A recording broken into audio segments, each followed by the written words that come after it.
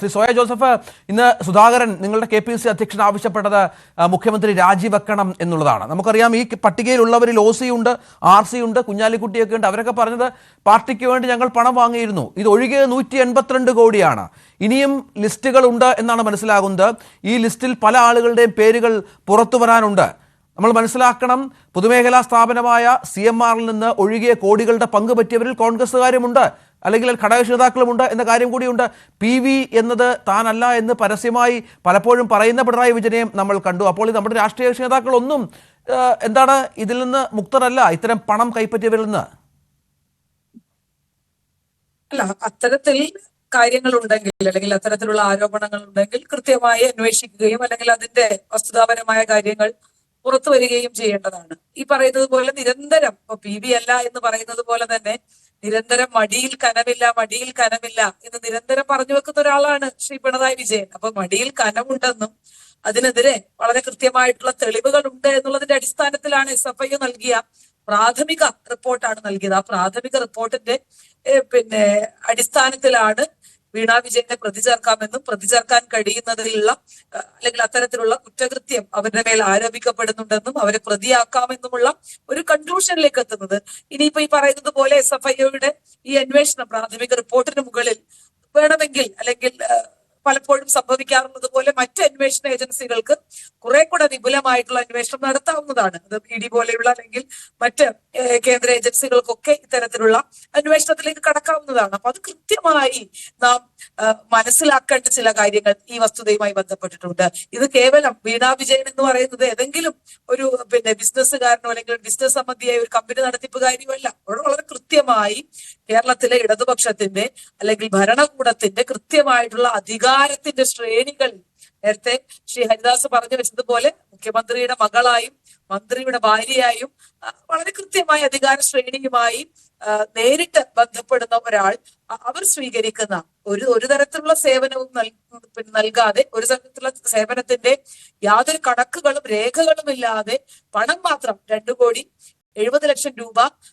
കൈപ്പറ്റി എന്നുള്ളത് വളരെ ഗുരുതരമായി തന്നെ മനസ്സിലാക്കേണ്ട ഒരു കാര്യം തന്നെയാണ്. ആ ഗുരുതരമായിട്ടുള്ള വിഷയത്തെ വളരെ കൃത്യമായി പ്രതി ചേർക്കപ്പെടുകയും പ്രോസിക്യൂട്ട് ചെയ്യാനുള്ള അനുമതിയാണ് ഇപ്പോൾ കമ്പനി അല്ലെങ്കിൽ കമ്പനി കാര്യ മന്ത്രാലയം നൽകിയിട്ടുള്ളത്. അത് വളരെ കൃത്യമായി തന്നെ മുന്നോട്ട് പോകണം എന്നുള്ളൊരു ആവശ്യമാണ് പറഞ്ഞു വെക്കേണ്ടത്. കാരണം കേരളത്തിലെ ഇടതുപക്ഷത്തിന്റെ അല്ലെങ്കിൽ സഖാക്കളുടെ അവസ്ഥയാണ് വലിയ ദയനീയം. നേരത്തെ പറഞ്ഞു വെച്ചതുപോലെ തന്നെ ആദ്യം അച്ഛനെ ന്യായീകരിക്കേണ്ട ഒരു സ്ഥിതിയായിരുന്നെങ്കിൽ ഇപ്പോൾ മകളെ കൂടി ന്യായീകരിക്കേണ്ട. പിണറായി വിജയൻ അധികാരത്തിൽ വന്നപ്പോൾ, കഴിഞ്ഞ ആദ്യത്തെ സർക്കാർ അധികാരത്തിൽ വന്നപ്പോൾ ഉമ്മൻചാണ്ടിയുമായി ബന്ധപ്പെട്ട് സോളാർ അഴിമതിയുമായി ഒക്കെ ബന്ധപ്പെട്ട് വലിയ വിവാദമായിരുന്നല്ലോ. അപ്പൊ ആ സമയത്ത് അദ്ദേഹം പറഞ്ഞു വെച്ചൊരു കാര്യമുണ്ട്, എന്റെ ഭരണത്തിന്റെ ഇടനാഴികളിൽ പോലും അഴിമതി ഉണ്ടാവുകയില്ല, അഴിമതിയുടെ കറ ഉണ്ടാവുകയില്ല എന്ന് നിരന്തരം പറഞ്ഞു വെച്ച ആളാണ്. പിന്നീട് നമ്മൾ കണ്ടു സ്വർണ്ണ കള്ളക്കടത്ത് മുതൽ അദ്ദേഹത്തിന്റെ ഏറ്റവും പ്രധാനപ്പെട്ടിട്ടുള്ള ഓഫീസ് ഉദ്യോഗസ്ഥനായിട്ടുള്ള ചീഫ് സെക്രട്ടറി ഉൾപ്പെടെയുള്ള ആളുകൾ പിന്നീട് ഈ പറയുന്നത് പോലെ കുടുംബത്തിൽ നിന്ന് വീട്ടിൽ നിന്ന്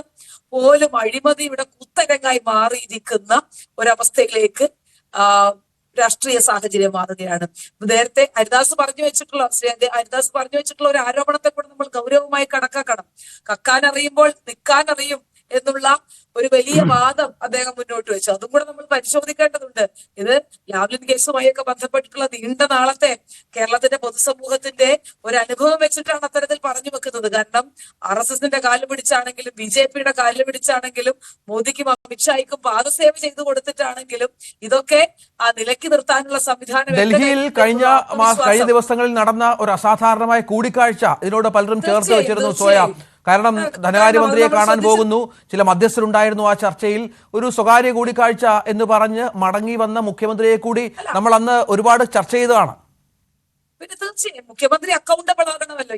ഈ സംസ്ഥാനത്തിന്റെ മുഖ്യമന്ത്രി എന്റെയും നിങ്ങളുടെയും നികുതി പണം ഉപയോഗിച്ച് ചെയ്യുന്ന യാത്രകൾക്ക് അല്ലെങ്കിൽ കൂടിക്കാഴ്ചകൾക്ക് മറുപടി പറയാനുള്ള അക്കൗണ്ടബിലിറ്റി അദ്ദേഹം കാണിക്കണം. അല്ലാതെ എന്റെ സൗകര്യത്തിന് ഞാൻ പോയതാണ് അല്ലെങ്കിൽ എനിക്ക് നിങ്ങളോട് പറയാൻ മനസ്സില്ല, കണക്ക് പുറത്ത് എന്നൊക്കെ പറഞ്ഞു വെക്കുന്നത് CPM-നോടും അല്ലെങ്കിൽ CPM-ന്റെ അകത്തെ അണികളോടും സാധിക്കും. പക്ഷേ അദ്ദേഹം CPM-ന്റെ പാർട്ടി സെക്രട്ടറി അല്ല, അദ്ദേഹം കേരളത്തിന്റെ മുഖ്യമന്ത്രിയാണ് എന്ന് പലപ്പോഴും മറന്നു പോകുന്ന ഒരു സാഹചര്യമുണ്ട്. അതുകൊണ്ട് കൂടിയാണ് എനിക്കിത് നിങ്ങളോട് പറയേണ്ട ബാധ്യതയില്ല എന്ന് പറഞ്ഞു വെക്കുന്ന ധാർഷ്ട്യം. ആ ധാർഷ്ട്യത്തിന് കൃത്യമായിട്ടുള്ള മറുപടി പൊതുജനം കൊടുക്കുന്ന ഒരു സാഹചര്യത്തിലേക്ക് കൂടി പോകും.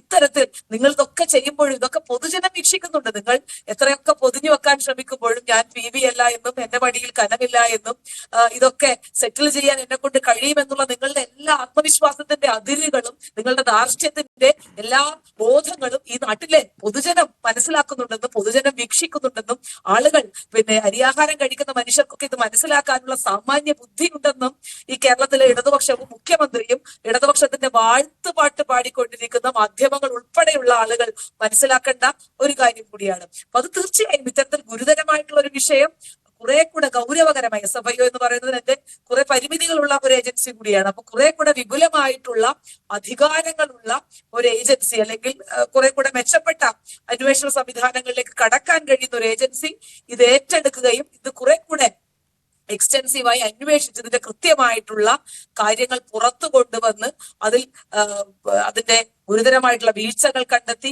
അതിന്റെ കാരണങ്ങൾ കണ്ടെത്തി ഇത് അഴിമതിയുമായി ബന്ധപ്പെട്ട് അല്ലെങ്കിൽ ഇത്തരത്തിലുള്ള മാസപ്പടി എന്ന് പറയുന്നത് എന്ത് സേവനമാണ് ചെയ്തു കൊടുത്തതെന്നുള്ള തീർച്ചയായും അത് നമ്മൾ ചർച്ച ചെയ്തതാണ്. ശ്രീ